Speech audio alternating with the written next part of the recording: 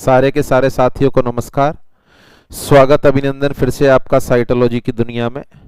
Cytology के अंतिम portion पर चल रहे हैं अपन। लास्ट क्लास में सारे के सारे ऑर्गेनेल खासकर न्यूक्लियस और उसके अंदर पाए जाने वाले डीएनए आरएनए का डिस्क्रिप्शन में आपको पढ़ा चुका हूं। कहां से अपन ने क्लास स्टार्ट की थी आपको ध्यान होगा। एक पर्टिकुलर सेल जिसके अंतर्गत रेस्पिरेशन होता है, जिसको अपन नाम देते हैं सेलुलर रेस्पिरेशन, जहां पर सेल ऑक्सीजन का यूटिलाइजेशन करके कार्बन डाइऑक्साइड गैस पैदा करती है।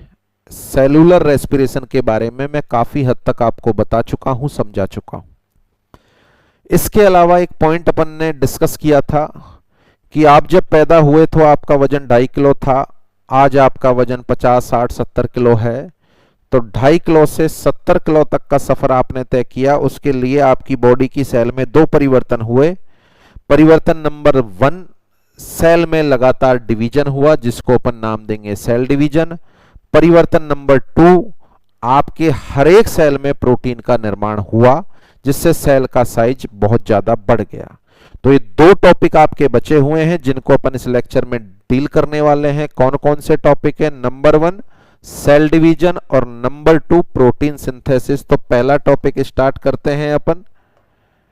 It is the cell division.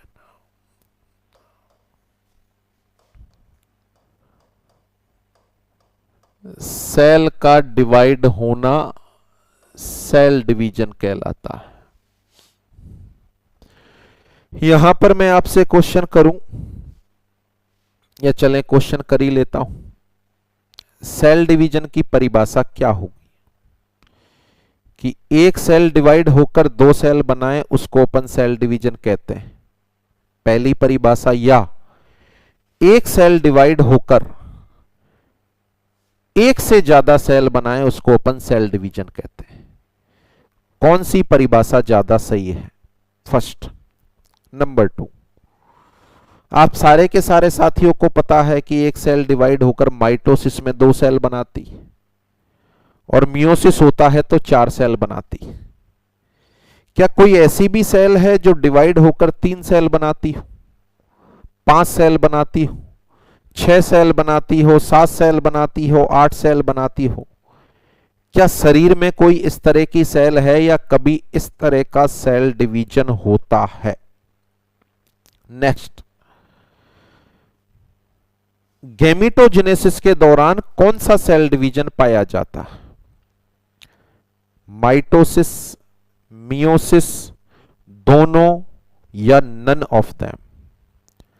अगला क्वेश्चन, बर्न की वजह से स्किन में यदि इंजरी हो जाए तो उसकी हीलिंग में कौन सा सेल डिवीजन होगा? माइटोसिस, मियोसिस, दोनों, नन ऑफ देम? अगला, लीवर सेल के डैमेज होने पर जब लीवर रीजनरेट करता है तो उसमें पाया जाने वाला डिवीजन है माइटोसिस, मियोसिस, दोनों, या नन ऑफ देम? और लास्ट, एम्ब्रियोनिक डेवलपमेंट के दौरान फीटस में होने वाले डिवीजन हैं, या फीटल लाइफ में या मदर के यूट्रस के अंदर बच्चे में कौन सा डिवीजन होता है? माइटोसिस, मियोसिस, दोनों, या नन ऑफ देम? तो कुछ एक पर्टिकुलर क्वेश्चन है जिनका आंसर अपन यहां ढूंढने का प्रयास करेंगे। एक और पूछ सकता हूं मैं कि यूनिसेलुलर ऑर्गेनिज्म प्रोकैरियोट या यूकैरियोट में कौन सा सेल डिवीजन पाया जाता है? प्रोकैरियोट या यूकैरियोट में कौन सा सेल डिवीजन पाया जाता है? माइटोसिस, मियोसिस, दोनों, या नन ऑफ देम?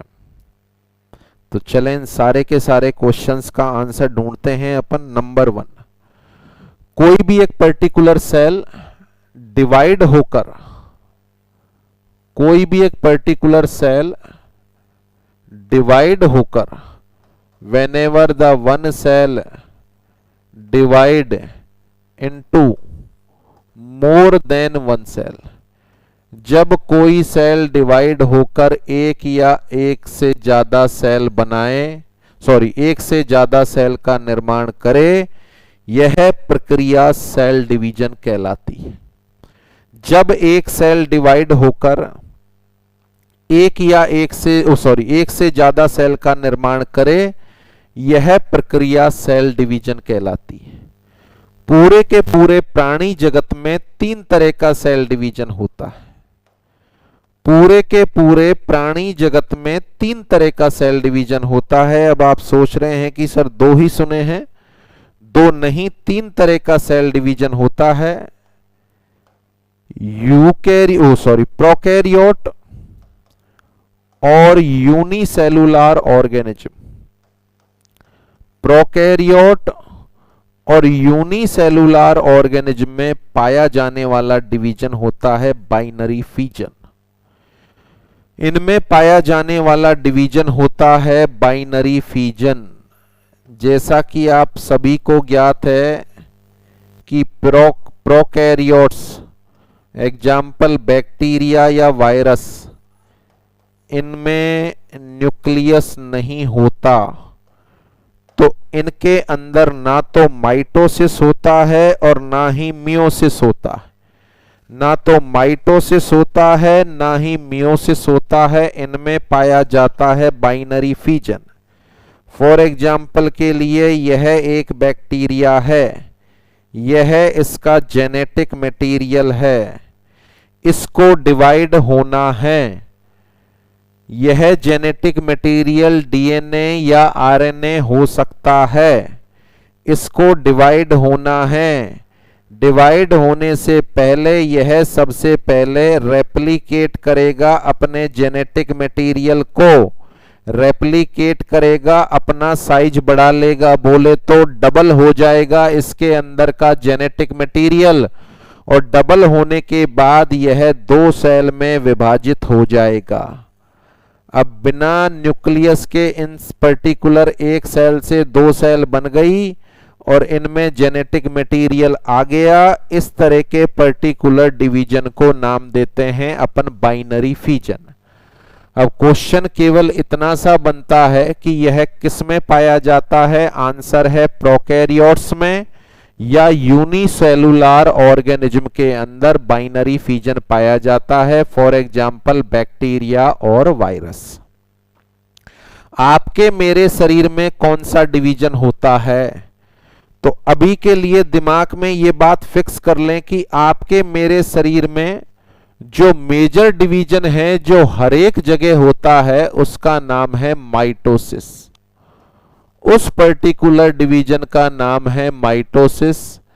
जैसा कि आप जानते हैं, बहुत सालों से पढ़ रहे हैं अपन, 8वीं क्लास से ही अपने साथ लग लिया था ये समसूत्री विभाजन, अर्धसूत्री विभाजन। इसमें समसूत्री को अपन बोलते हैं माइटोसिस, और ये जो माइटोसिस होता है यह अपनी बॉडी की हर एक सेल में होता है। यह अपनी बॉडी की सेल है जिसको डिवाइड होना है। इस डिवाइड होने वाली सेल को अपन नाम देते हैं पैटर्नल सेल।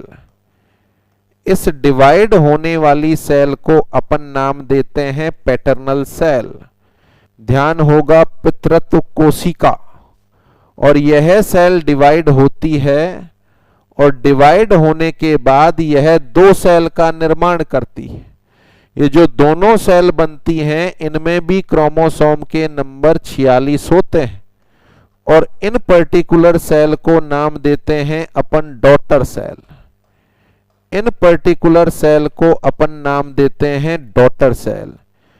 जब एक सेल डिवाइड होकर अपने समतुल्य 2 सेल का निर्माण करे और बनने वाली दोनों सेल के अंदर क्रोमोसोम के नंबर पैटर्नल सेल के बराबर हो, तो इस तरह के सेल डिवीजन को माइटोसिस कहा जाता है। देखो, माइटोसिस को हिंदी में समसूत्री बोल रहे हैं। सूत्र का मतलब हो गया क्रोमोसोम, सूत्र का मतलब हो गया क्रोमोसोम, और ये जो समसूत्री, सम का मतलब हो गया समान। तो जब एक सेल डिवाइड होकर अपने जैसी 2 सेल का निर्माण करे, इन दोनों सेल के अंदर क्रोमोसोम के नंबर पैटर्नल सेल के बराबर हो, इस तरह के सेल डिवीजन को अपन माइटोसिस के नाम से जानेंगे। इसको दूसरे वे में या दूसरी पिक्चर में भी अपन शो कर सकते हैं। यह पर्टिकुलर सेल है, क्रोमोसोम पेयर के रूप में होते हैं, क्रोमोसोम जोड़े के रूप में होते हैं।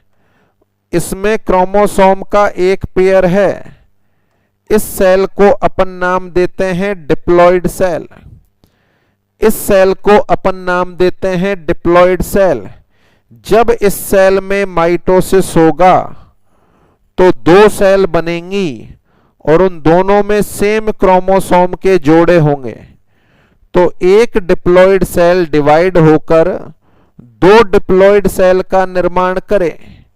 एक डिप्लॉइड सेल डिवाइड होकर दो डिप्लॉइड सेल का निर्माण करे। इस तरह के सेल डिवीजन को माइटोसिस के नाम से जाना जाएगा। कहां होता है यह सेल डिवीजन?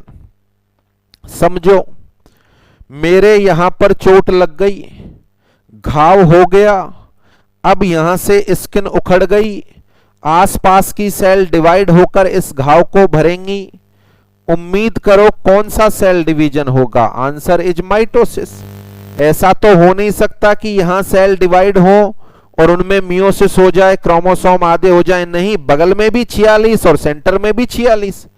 लीवर में इंजरी हो गई, लीवर सेल डिवाइड होंगी, तो ऐसा हो सकता है कि लीवर की आधी सेल में तो 46 हो और आधी में 23 हो। नहीं, सारी सेल में 46 होंगे तो वहां भी माइटोसिस होगा।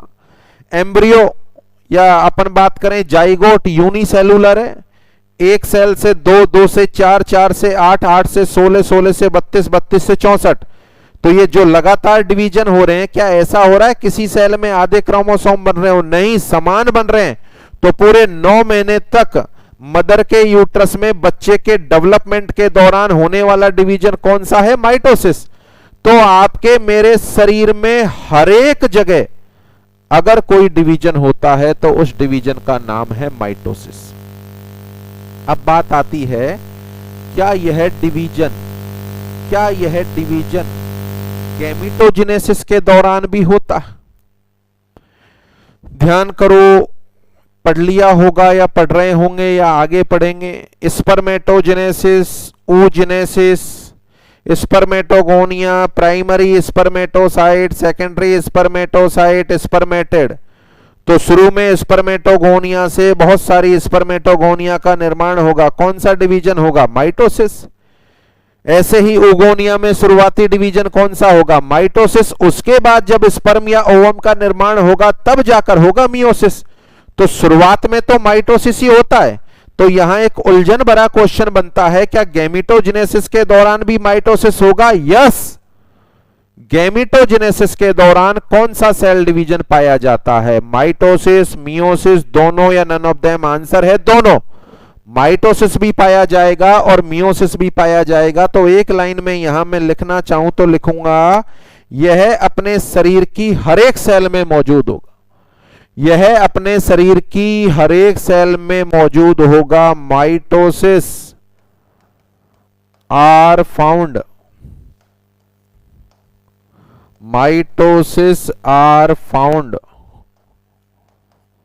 all over in human body। Human body में हर एक जगह यह डिवीजन मौजूद होगा। क्या गैमीटोजेनेसिस के दौरान भी होगा? यस, लिखेंगे अपन इंक्लूडिंग द गैमीटोजेनेसिस। यह डिवीजन गैमीटोजेनेसिस के दौरान भी देखने को मिलेगा।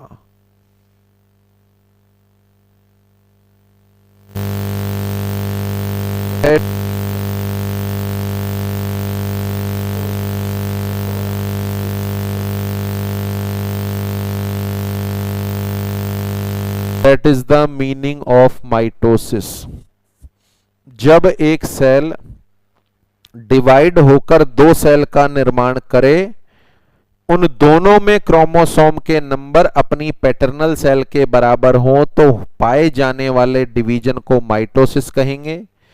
या फिर यूं बोलें कि जब एक डिप्लॉयड सेल डिवाइड होकर दो डिप्लॉयड सेल का निर्माण करती है तो इस तरह के सेल डिवीजन को माइटोसिस कहा जाता है। यह अपने शरीर में हर एक जगह मौजूद होगा, और तो और गैमेटोजेनेसिस के दौरान, बोले तो स्पर्मेटोजेनेसिस और oogenesis के दौरान होने वाले शुरुआती डिवीजन माइटोसिस ही होते हैं। तो एक डिवीजन तो आपके मेरे शरीर में ये पाया जाता है। अच्छा, इसी डिवीजन में एक बात और कर लें अपन कि मान के चलो यह अपनी बॉडी में एक सेल है, क्रोमोसोम है 46, ये एक सेल है, नॉर्मल सेल है। इस सेल में कैंसर हो गया, इसमें कैंसर हो गया, इस तरह की सेल बन गई। अब ये जो कैंसर सेल है, यह जो कैंसर सेल है, यह जब डिवाइड होती है, इससे 3 सेल भी बन सकती हैं, 3 सेल भी बन सकती है, 4 भी बन सकती हैं, 5 भी बन सकती हैं, 6 भी बन सकती हैं, 7 भी बन सकती हैं। ट्राइपोलार, क्वाड्रीपोलार, पेंटापोलार, मल्टीपोलार। अब जो डिवीजन हो रहा है उसमें सारी सेल में क्रोमोसोम तो 46 आ रहे हैं, इसका मतलब होने वाला डिवीजन तो माइटोसिस है, होने वाला डिवीजन तो माइटोसिस है। परंतु क्या यह नॉर्मल माइटोसिस है? नहीं, यह एबनॉर्मल माइटोसिस होता है। कौन सा माइटोसिस होगा? आंसर है abnormal mitosis. This is the abnormal mitosis. तो यहां अपन बात कर सकते हैं, जो मैं शुरुआती क्वेश्चन आपसे कर रहा था, लीवर की सेल रीजनरेट करने के दौरान कौन से डिवीजन होंगे? माइटोसिस। स्किन में माइटोसिस, गैमेटोजेनेसिस के दौरान दोनों होंगे। क्या एक सेल डिवाइड होकर 5, 6, 7, 3 सेल भी बना सकती है? यस। कौन सी सेल है वो? Cancer cell. और कैंसर सेल में होने वाले डिवीजन कौन से होते हैं? एबनॉर्मल माइटोसिस, जहां पर 3, 4, 5, 6, 7, 8 सेल तक का निर्माण भी हो सकता है। तो एक एबनॉर्मल माइटोसिस और होता है जो कौन सी सेल में देखने को मिलता है? आंसर है कैंसर सेल। तो ये हो गया mitosis. Come on to the last number 3। Gametes का जब निर्माण होता है, गैमेट्स का जब निर्माण होता है तो उनमें होने वाला सेल डिवीजन होता है मियोसिस। मियोसिस शरीर में केवल एक जगह पाया जाता है। It is found only during gametogenesis, only in gametogenesis.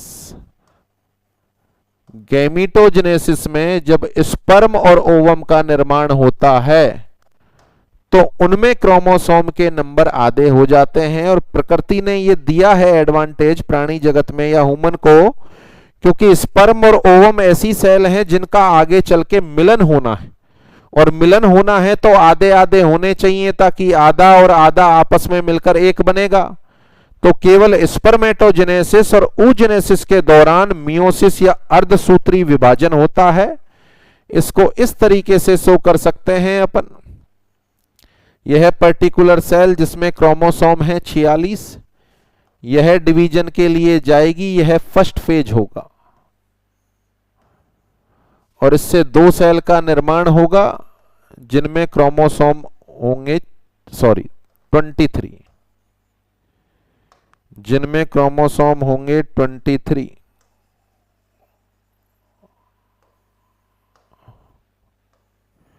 उसके बाद यह दूसरे फेज में प्रवेश करेंगी और फिर इससे 2 सेल का निर्माण होगा, और उनमें क्रोमोसोम 23 होंगे। यानी टोटल डिवीजन हुआ, उसके परिणाम स्वरूप 4 सेल का निर्माण हुआ। 4 सेल का निर्माण हुआ। ये जो सेल है इसको अपन 2n सेल बोलें। क्रोमोसोम का पेयर है, इसमें जोड़े हैं, और ये जो सेल बनी है इसको एन सेल बोले, डॉटर सेल है ये। यहां क्रोमोसोम पेयर में नहीं है, इसको नाम देते हैं हैप्लॉइड सेल। और जहां क्रोमोसोम का जोड़ा है इसको अपन नाम देते हैं डिप्लॉइड सेल। जब एक डिप्लॉइड सेल डिवाइड होकर 4 हैप्लॉइड सेल का निर्माण करे, जब एक डिप्लॉइड सेल डिवाइड होकर 4 हैप्लॉइड सेल का निर्माण करे तो इस पर्टिकुलर डिवीजन को मियोसिस के नाम से जाना जाता है। और यह मियोसिस केवल और केवल गैमीटोजेनेसिस के दौरान देखने को मिलेगा। यह मियोसिस 2 फेज में होता है। यह मियोसिस 2 फेज में होता है। ये जो पहला फेज है इसको अपन नाम देते हैं मियोसिस फर्स्ट। ये जो पहला फेज है इसको अपन नाम देते हैं मियोसिस फर्स्ट, और इस फेज को नाम देते हैं मियोसिस सेकंड। अब ध्यान से देखें तो आपको अंदाजा लग रहा है, यदि मैं पूछूं तो सबके दिमाग में आंसर होगा कि कौन सा मियोसिस का फेज माइटोसिस जैसा लग रहा है। कौन सा मियोसिस का फेज माइटोसिस जैसा लग रहा है, फर्स्ट या सेकंड? तो सभी के दिमाग में आंसर आ रहा है कि sir second, and you all are right. जब एक डिप्लॉइड सेल डिवाइड होकर 4 हैप्लॉइड सेल का निर्माण करे, या एक सेल डिवाइड होकर 4 सेल का निर्माण करे, उन चारों सेल में क्रोमोसोम के नंबर अपनी पैटर्नल सेल या पितृत्व कोशिका से आधे हो जाएं, इस पर्टिकुलर डिवीजन को मियोसिस के नाम से जानेंगे। अर्धसूत्री, सूत्र बोले तो क्रोमोसोम, अर्ध बोले तो आधे होना, यानी वह सेल डिवीजन जिसमें क्रोमोसोम के नंबर आधे हो जाते हैं अर्धसूत्री कहलाता है। तो इस पर ज्यादा दिमाग लगाना ही नहीं है। यह अपने शरीर में कहीं नहीं है एक जगह को छोड़कर।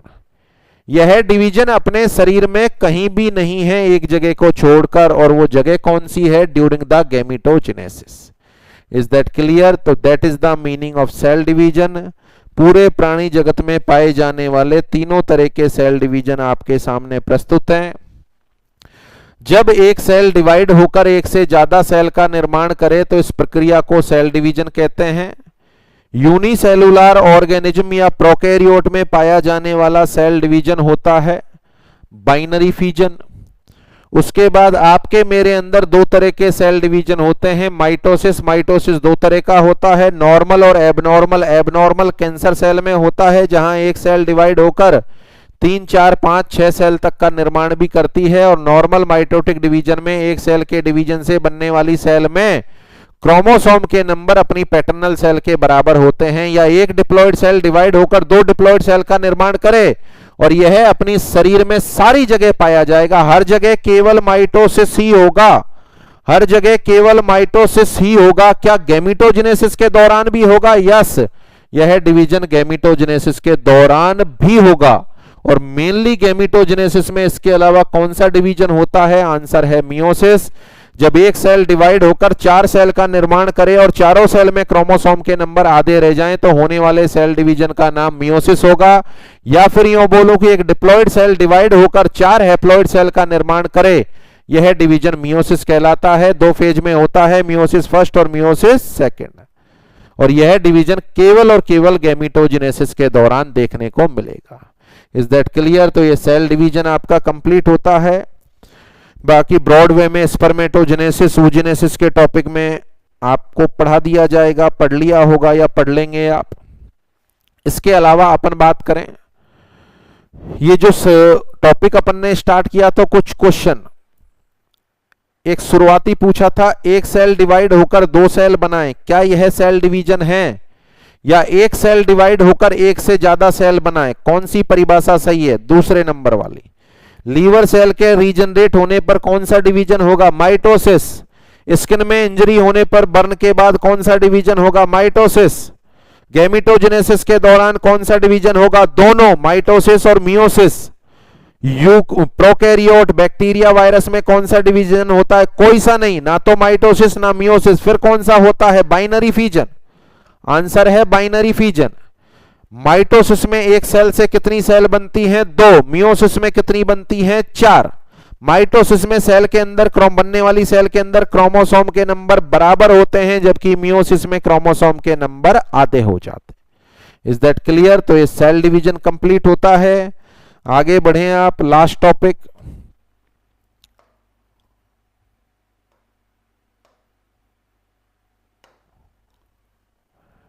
जिसका नाम है प्रोटीन सिंथेसिस।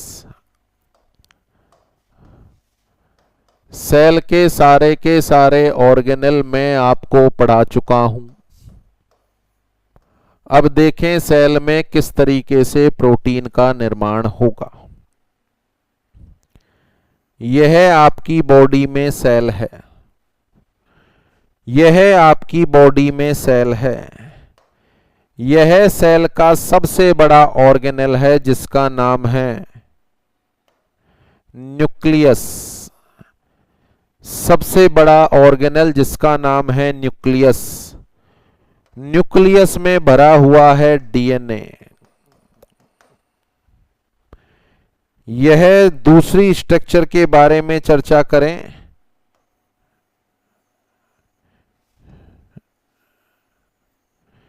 यह सेल में पाई जाने वाली पर्टिकुलर स्ट्रक्चर जिसका नाम है रफ ईआर, जिसका नाम है rough ER, rough endoplasmic reticulum.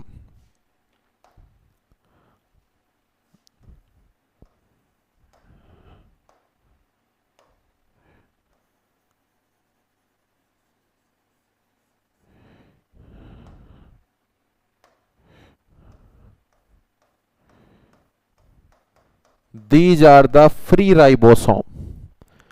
These are the free ribosome. अब देखें सेल में किस तरीके से प्रोटीन बनेगा।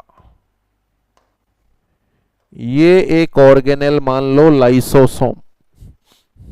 कौन सा ऑर्गेनेल मान लो? लाइसोसोम। समझ लो आप लाइव देख रहे हो सेल के अंदर प्रोटीन का निर्माण। ये लाइसोसोम हो गए। लाइसोसोम के अंदर पाए जाते हैं हाइड्रोलाइटिक एंजाइम या लाइसोजाइम। ये हाइड्रोलाइटिक एंजाइम है। अच्छा, हाइड्रोलाइटिक एंजाइम या केवल एंजाइम या लाइसोजाइम किससे मिलकर बने हैं? आंसर है प्रोटीन से। मान के चलो ये एंजाइम खत्म हो गए, मान के चलो यह एंजाइम खत्म हो गए जी। अब खत्म हो गए तो तलाश स्टार्ट हो गई कि अब इनके लिए एंजाइम बनाओ। अब ये जब खत्म हो गए लाइसोसोम के अंदर हाइड्रोलाइटिक एंजाइम, तो प्रिंसिपल साहब के पास सूचना गई, हां जी सर हमारे अंदर प्रोटीन खत्म हो गया है, प्रोटीन बनाओ। अच्छा, प्रिंसिपल सर ने सूचना प्राप्त कर ली कि ठीक है बनाऊंगा। अब प्रिंसिपल सर खुद थोड़ी बनाने वाले हैं, ये तो बनवाएंगे, ये तो बनवाएंगे।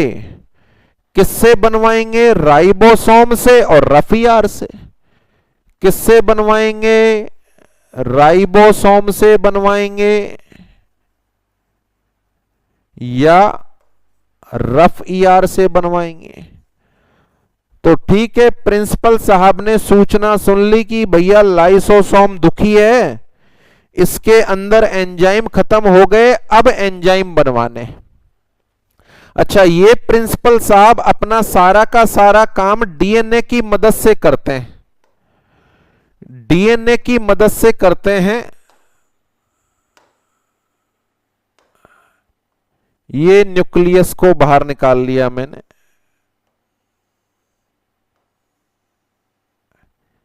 ये न्यूक्लियस में डीएनए भरा हुआ है। यह एक सूचना इस डीएनए के माध्यम से भेजना चाह रहे हैं कि जा भैया रफ ईआर के पास जा और उसको बोल लाइसोजाइम बनाएं। रफ ईआर के पास जा और उसको बोल लाइसोजाइम बनाएं। ये डीएनए का टुकड़ा जब इस न्यूक्लियस की मेम्ब्रेन से बाहर जाने लगा तो बाहर नहीं निकल पाया, इसके पोर का साइज छोटा है और डीएनए का साइज बड़ा है। पोर का साइज छोटा है और डीएनए का साइज बड़ा है, इसका मतलब गड़बड़ हो गई। अब इस गड़बड़ का समाधान कैसे किया जाए? यानी डीएनए का साइज जब बड़ा है, जैसे फॉर एग्जांपल के लिए अपने पास कोई A8 साइज का पेपर है, उसकी फोटोकॉपी करानी, तो उसके अक्षर छोटे होकर A4 साइज पे भी फोटोकॉपी हो सकती है। सेटिंग कर दो, उसके अंदर हो जाएगी, अक्षर छोटे हो जाएंगे। तो यहां पर क्या करें कि सूचना भी निकल जाए, न्यूक्लियस, ये न्यूक्लियस बनाया मैंने, न्यूक्लियस को बाहर बना दिया, सूचना भी निकल जाए, सूचना भी निकल जाए और पोर से परमिएबल भी हो जाए। तो ये जो डीएनए का टुकड़ा है जिसके पास सूचना है, ये जो डीएनए का टुकड़ा है जिसके पास सूचना है, यह डीएनए का टुकड़ा कन्वर्ट होता है यहां आरएनए में।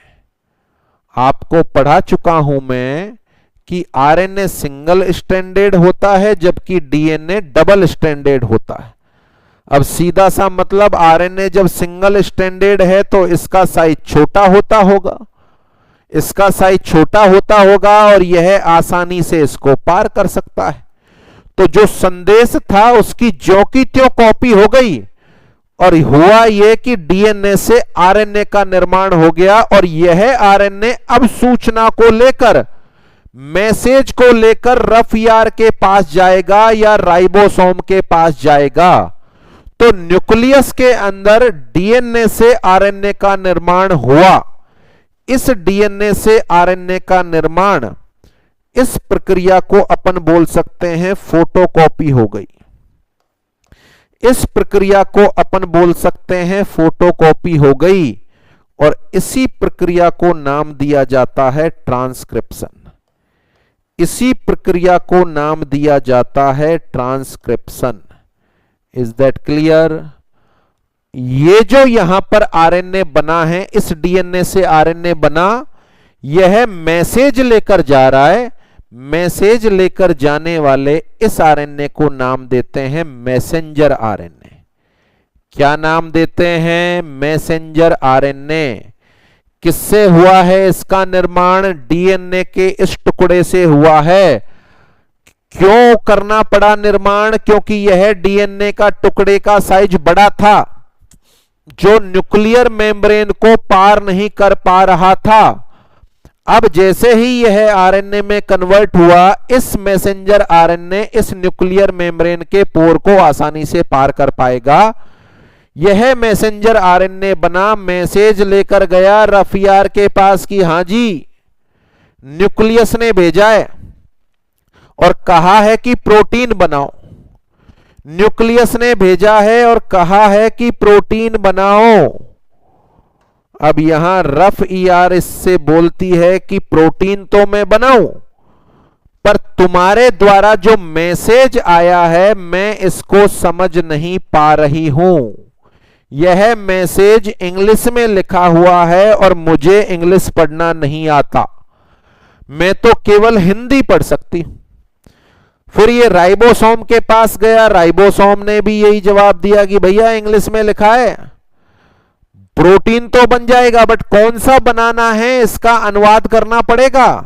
ये मैसेज को मुझे हिंदी में ट्रांसलेट कर दो, तब मेरे द्वारा प्रोटीन बनना स्टार्ट होगा।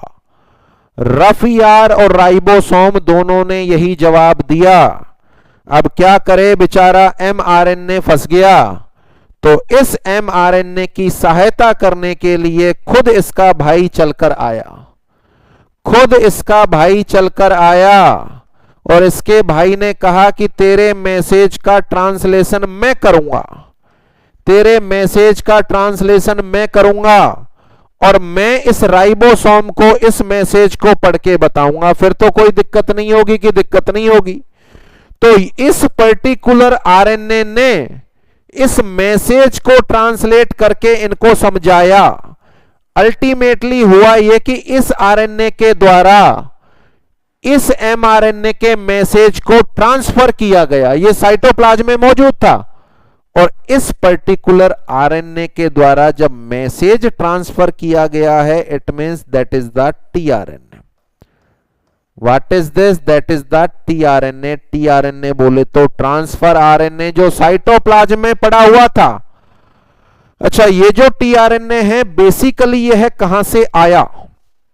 बेसिकली यह कहां से आया?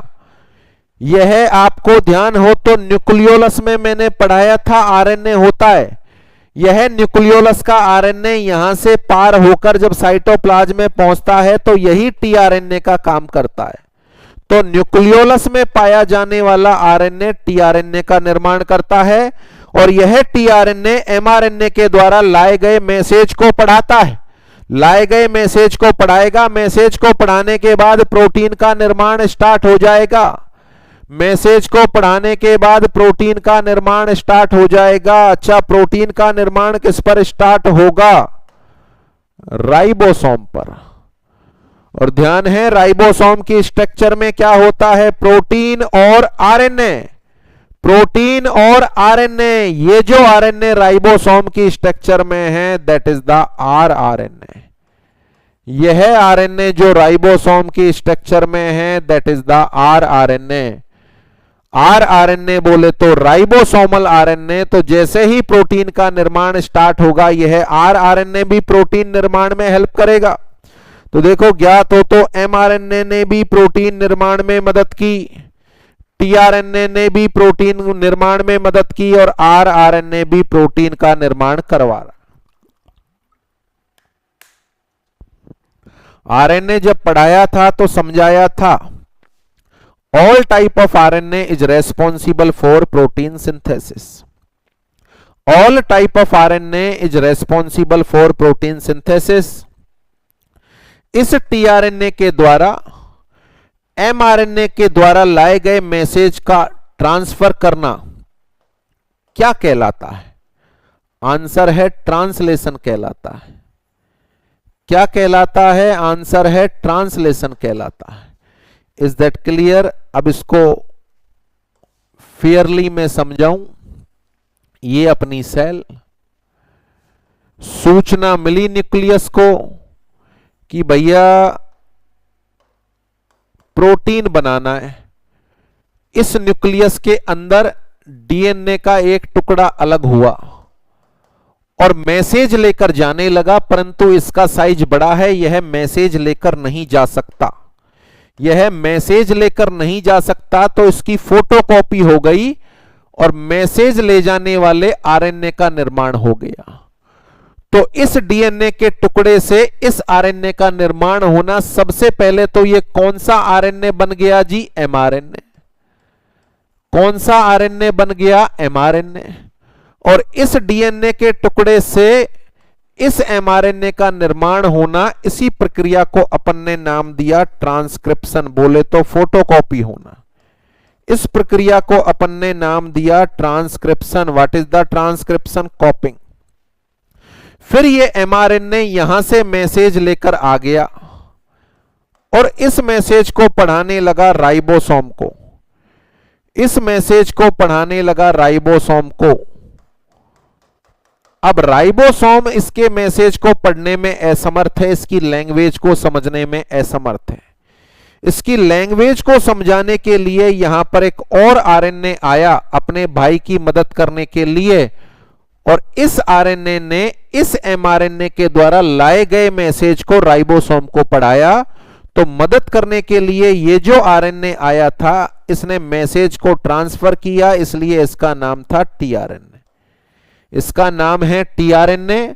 और टीआरएनए के माध्यम से एमआरएनए के द्वारा लाए गए मैसेज को राइबोसोम को पढ़ाना, इस प्रक्रिया को नाम देते हैं ट्रांसलेशन। इस प्रक्रिया को नाम देते हैं ट्रांसलेशन। ट्रांसलेशन हो गया जी। इसका मतलब राइबोसोम पर अब प्रोटीन बनना चालू हो गया। अब राइबोसोम पर जो प्रोटीन बनेगा तो इसका अंदर का आरएनए भी तो हेल्प करेगा। और राइबोसोम के अंदर कौन सा आरएनए छिपा हुआ बैठा है? कौन सा आरएनए छिपा हुआ बैठा है राइबोसोम के स्ट्रक्चर में? आंसर है आरआरएनए। आरएनए बोले तो राइबोसोमल आरएनए।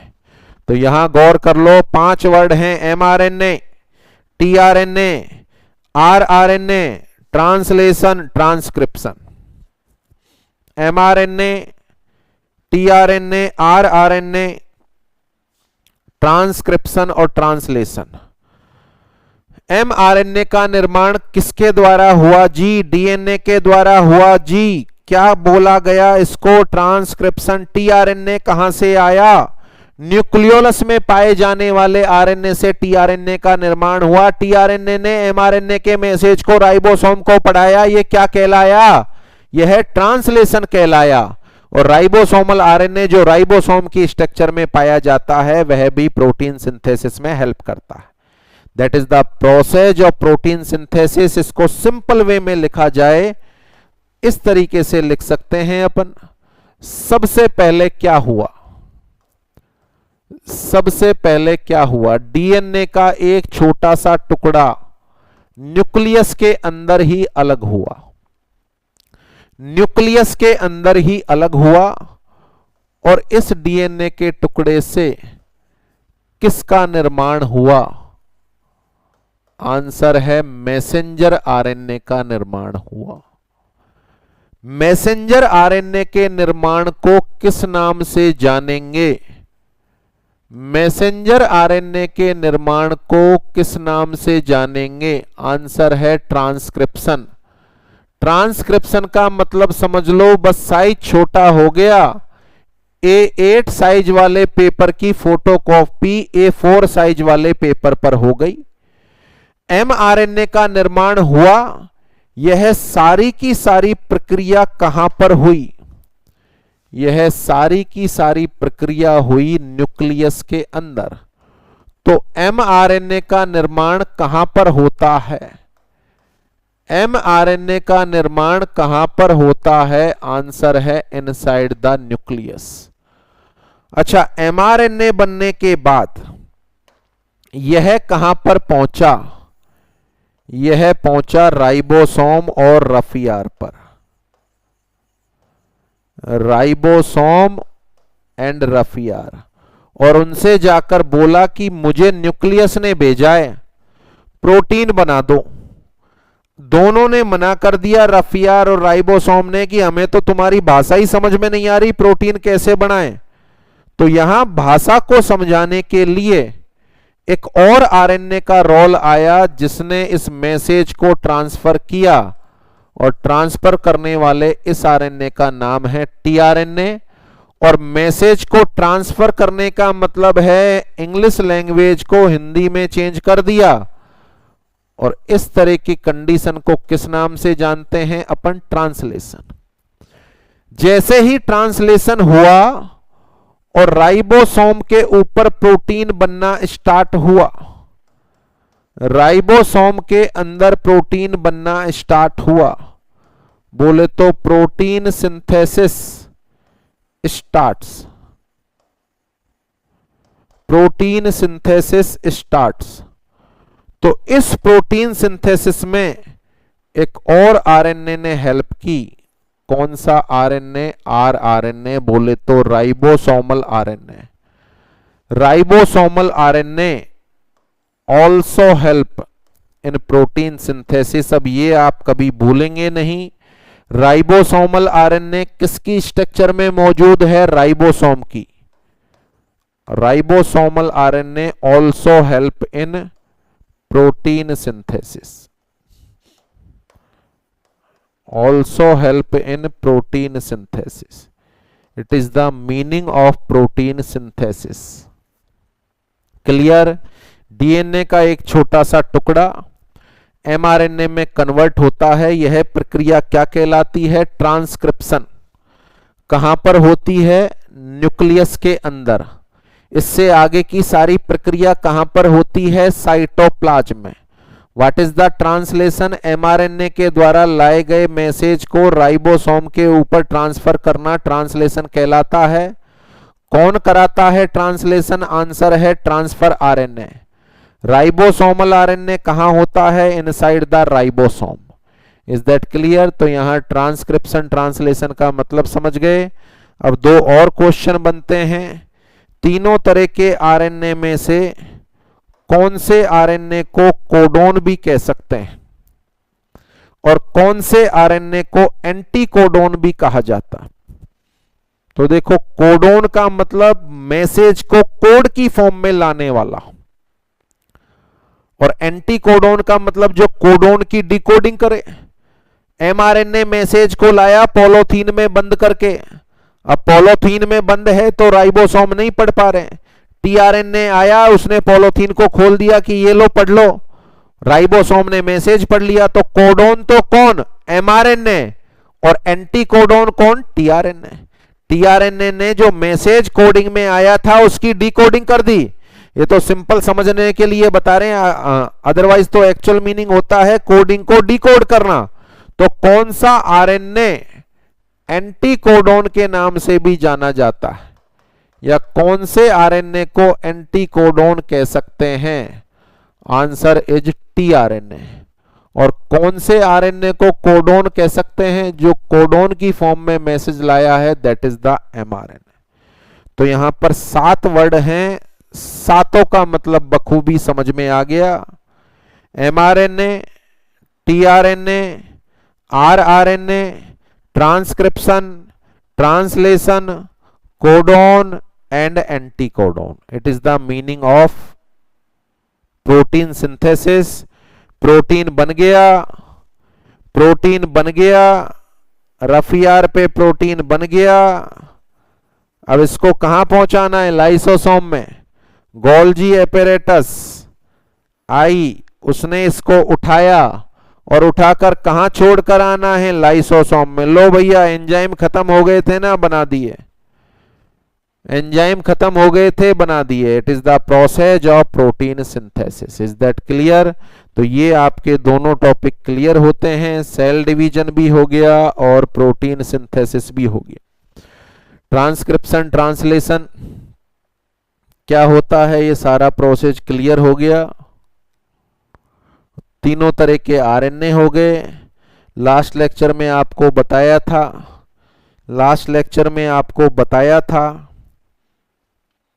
कि जितने भी तरह के आरएनए हैं, they all are responsible for protein synthesis.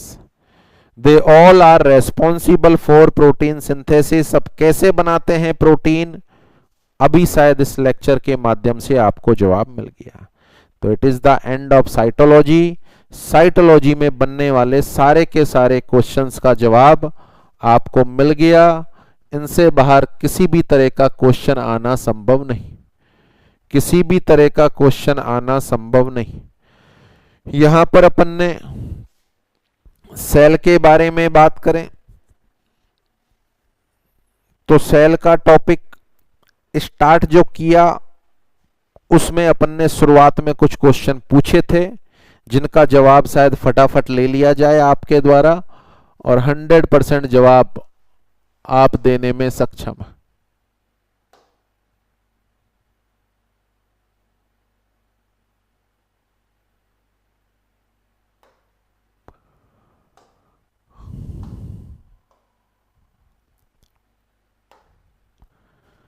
चलें, पहला question, which of the following organelle is responsible for protein synthesis? रफियार, Golgi apparatus, nucleus, lysosome. Answer is रफियार। Which of the following organelle is responsible for lipid synthesis? कौन बनाता है lipid? Smooth ER. Answer is A. Which of the following organelle is responsible for defensive function of the cell? Lysosome. Answer is A.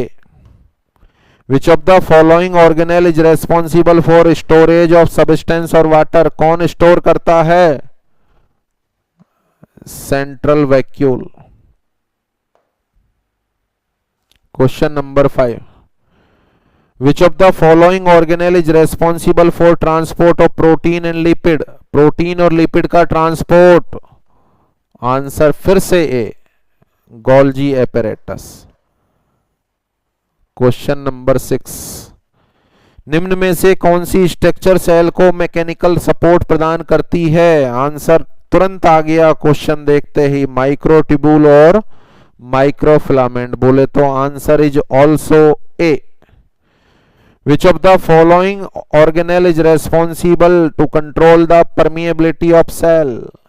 Cell की permeability को कौन control करता है? Cell का सबसे बाहरी आवरण, आंसर है सेल मेम्ब्रेन। फिर से ए।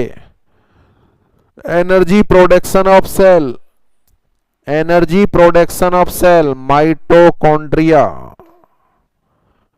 Which of the following organelle is responsible to maintain the shape of cell? Cell membrane और माइक्रोट्यूबुल और फिलामेंट दोनों हैं। सेल को शेप प्रदान किया जाता है सेल मेम्ब्रेन के द्वारा, बट उसको मेंटेन किसके द्वारा रखा जाता है? माइक्रोट्यूबुल और माइक्रोफिलामेंट। अगर यहां पर प्रोवाइड होता तो आंसर बी होता, पर यहां पर मेंटेन है, इसलिए आंसर है A. Detoxification of toxic substance, answer is A, smooth ER. Calcium storage in muscle, calcium storage in muscle, answer is smooth ER. फिर से ए। निम्न में से कौन सा ऑर्गेनल सेल डिवीजन कराएगा? सारे ऑप्शन पढ़ने की जरूरत नहीं है, आंसर इज ए। कौन सा ऑर्गेनल एक्जोसाइटोसिस में मदद करेगा? ए, गोल्जी एपेरेटस। निम्न में से कौन सा ऑर्गेनल सेल की समस्त एक्टिविटी को कंट्रोल करता है? Controller, principal, answer is A. Which of the following DNA do not transmit from one generation to next generation? बताया था आपको, माइटोकॉन्ड्रिया जो स्पर्म में होता है वो टेल में होता है, और टेल तो बाहर रह जाती है, तो न्यूक्लियर डीएनए दोनों का जाता है, फादर मदर का, और माइटोकॉन्ड्रियल डीएनए केवल मदर का जाता है। किसका नहीं जाता? फादर का नहीं जाता। क्वेश्चन भी क्या पूछ रहा है? डू नॉट ट्रांसमिटेड, जो नहीं जाता माइटोकॉन्ड्रियल डीएनए ऑफ फादर, क्योंकि स्पर्म की टेल फर्टिलाइजेशन के दौरान बाहर रह जाती है। Which of the following structure contain DNA? Nucleus में होता है, बट न्यूक्लियस ऑप्शन नहीं है, तो mitochondria, answer is A. Power house of the cell, answer is A, mitochondria. Controller of the cell, nucleus, answer is A. Post office of the cell, Golgi apparatus, answer is A. Suicidal bag of the cell, खुद अपनी cell को खा जाते हैं, lysosome. निम्न में से किसको सार्कोप्लाज्मिक रेटिकुलम कहते हैं? ईआर को कहते हैं। कौन सी ईआर को? स्केलेटन मसल वाली ईआर को, जो कैल्शियम स्टोर करती है, बोले तो smooth ER. Engine of the cell, ribosome. Ribosome protein बनाता है, राइबोसोम प्रोटीन बनाता है। देखो, इंजन और पावर हाउस में अंतर है, इंजन और पावर हाउस में अंतर है। ये ट्रेन है, ये ट्रेन का इंजन है, ये ट्रेन के डब्बे हैं। इंजन का मतलब है जो इस ट्रेन को खींचे, और पूरी सेल को खींचने के लिए चाहिए प्रोटीन, और उस प्रोटीन का निर्माण करने वाला ऑर्गन कौन सा है? राइबोसोम। इंजन का मतलब ये नहीं जिसमें एनर्जी हो, नहीं, वो तो पावर हाउस है। इंजन का मतलब जो बाकी के डब्बों को खींचे, तो सारे डब्बों को खींचने के लिए सबके लिए प्रोटीन बनाना पड़ेगा, और प्रोटीन कौन बनाएगा? Ribosome. So the answer is ribosome. निम्न में से किसको प्रोटीन फैक्ट्री कहते हैं? आंसर है ribosome. Which of the following organelle is also known as cytoskeleton? Answer A, microtubule and microfilament. The centrosome are produced by, पढ़ा दिया, गोल्जी एपेरेटस सेंट्रोसोम प्रोड्यूस करती है।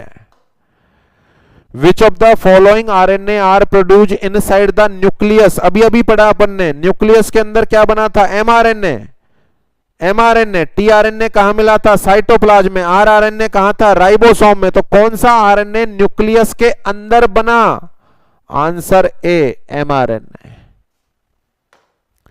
निम्न में से कौन से आरएनए को एंटीकोडोन कहते हैं, जो कोडिंग की डिकोडिंग करे, किसने की थी, टीआरएनए। आंसर फिर से A. Which of the following RNA produce by transcription. Transcription का मतलब फोटोकॉपी हो गई, डीएनए से आरएनए का निर्माण हो गया। कौन सा आरएनए बना था, messenger RNA. Answer is A. Which of the following RNA help in translation. Translation, message को ट्रांसफर करे एमआरएनए से राइबोसोम पर, किसने किया था, टीआरएनए। Answer is A. और last, physical basis of life. कई बार क्वेश्चन आया हुआ है, कई किताबों में दिया हुआ है, आंसर भी गलत दिया हुआ है। कहीं भी आप पढ़ें तो हमेशा इसका एक ही आंसर जाएगा, जीवन का भौतिक आधार कौन है, प्रोटोप्लाज्म। आंसर इज ए। एक बहुत ही कॉमन सी बात देखी आपने, 1 से 30 तक सारे के सारे क्वेश्चन ज्यों की त्यों मैंने पहले दिन पूछे थे, सब में एक कॉमन चीज है, the answer of all question is a. जितने भी क्वेश्चन हैं सारे के सारे क्वेश्चन का आंसर है ए। Is that clear? तो I think total question clear हो गए। तो ये आपका साइटोलॉजी का पोर्शन कंप्लीट होता है। साइटोलॉजी का पोर्शन कंप्लीट होता है। नेक्स्ट लेक्चर में अपन डिस्कस करने वाले हैं एक और पार्ट, जो है बॉडी फ्लूइड। एक और पार्ट पढ़ेंगे अपन जिसका नाम है बॉडी फ्लूइड।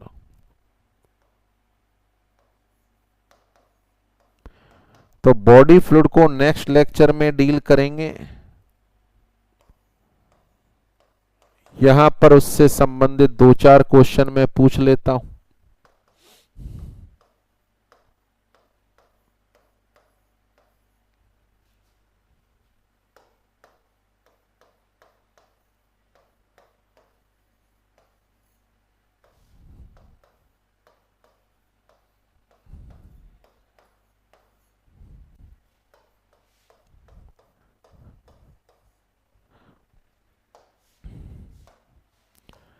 चलें, ये 4 ऑप्शन दे रहा हूं आपको और क्वेश्चन पूछ रहा हूं, आंसर अपने दिमाग में दौड़ाएं।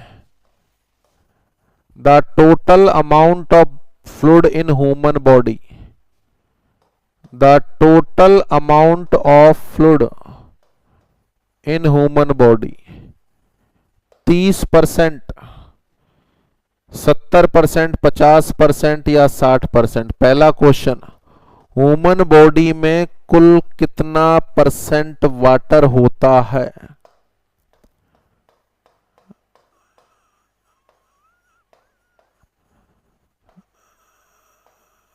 चलें, ये सारे के सारे क्वेश्चन हो गए, लिख दिए। ये पहले बॉक्स में से कुछ क्वेश्चन पूछ रहा हूं। ह्यूमन बॉडी में कितना % वाटर होता है? क्वेश्चन नंबर 2, नियोनेंट की बॉडी में कितना % वाटर होता है? ये पर्टिकुलर क्वेश्चन है, जिनमें ऑप्शन है, जिनमें से आंसर देना है। फीमेल के अंदर टोटल अमाउंट ऑफ वाटर कितना होता है? ह्यूमन बॉडी में कितना होता है ये नहीं पूछा, मेल फीमेल अडल्ट बच्चा। दूसरा पूछ रहा नियोनेट में कितना होता है, तीसरा फीमेल में कितना होता है, चौथा आईसीएफ में the total percentage of ICF intracellular fluid, the total amount of ICF in human body. पांचवा, the total amount of ECF in human body, the total amount of ECF in human body. Next, chronic renal failure वाले मरीज में निम्न में से कौन सा substance avoid करते हैं? क्रॉनिक रीनल फेलियर वाले मरीज में निम्न में से कौन सा सब्सटेंस अवॉइड करते हैं? Potassium, sodium chloride, magnesium. Next, ICF intracellular fluid में कौन सा आयन सर्वाधिक मात्रा में होता है? आईसीएफ में सर्वाधिक मात्रा में कौन सा आयन होगा? ईसीएफ में सर्वाधिक मात्रा में कौन सा आयन होगा? ईसीएफ में सर्वाधिक मात्रा में कौन सा आयन होगा? क्रॉनिक रीनल फेलियर में कौन से सब्सटेंस को अवॉइड करते हैं? आईसीएफ में क्या ज्यादा होगा, ईसीएफ में क्या ज्यादा होगा? नेक्स्ट, क्रॉनिक रीनल फेलियर वाले मरीज में कौन सी कंडीशन देखने को मिलेगी? ये चार हैं, इनमें से आंसर देना। क्रॉनिक रीनल फेलियर वाले मरीज में कौन सी कंडीशन देखने को मिलेगी? Question next, multiple blood transfusion या मैसिव ब्लड ट्रांसफ्यूजन के बाद मुझे 2, 4, 5 यूनिट ब्लड लगा दें 24 घंटे में या 48 घंटे में, तो मेरे शरीर में कौन सा इलेक्ट्रोलाइट इंबैलेंस हो जाएगा? मल्टीपल ब्लड ट्रांसफ्यूजन के बाद शरीर में कौन सा इलेक्ट्रोलाइट इंबैलेंस हो जाएगा? और लास्ट क्वेश्चन की चर्चा करें। ओल्ड ब्लड ट्रांसफ्यूजन में कॉज, मुझे 25 दिन पुराना रखा हुआ ब्लड लगा दिया 2 यूनिट, तो मेरे शरीर में कौन सा इलेक्ट्रोलाइट इंबैलेंस हो जाएगा? The old blood transfusion to a person में cause, these are the option. ये ऑप्शन है और इन्हीं में से आपको आंसर देना। तो ये कुछ पर्टिकुलर क्वेश्चन हो गए जिनके आंसर को ढूंढने का प्रयास करेंगे अपन नेक्स्ट लेक्चर में। तो आज के लेक्चर में ये साइटोलॉजी आपकी कंप्लीट होती है। नेक्स्ट एक और लेक्चर मान लें आप, इसको भी इसमें अपन ने इंक्लूड कर दिया है मेजर टॉपिक से पहले, बॉडी फ्लूइड भी इसी में इंक्लूड कर दिया है। तो नेक्स्ट लेक्चर के अंदर अपन बॉडी फ्लूइड का टॉपिक डील करेंगे और इस सारे के सारे क्वेश्चंस का आंसर ढूंढने का प्रयास करेंगे। तो टाइम हैज ओवर, आज के अभी के लिए इतना ही। उम्मीद की पूरा साइटोलॉजी का एक एक क्वेश्चन आपको समझ में आया और किसी भी किताब में दिए गए क्वेश्चन को सॉल्व करने में अब आप सक्षम होंगे। तो नेक्स्ट लेक्चर में फिर से मिलते हैं बॉडी फ्लूइड के टॉपिक के साथ। Okay, thanks to all.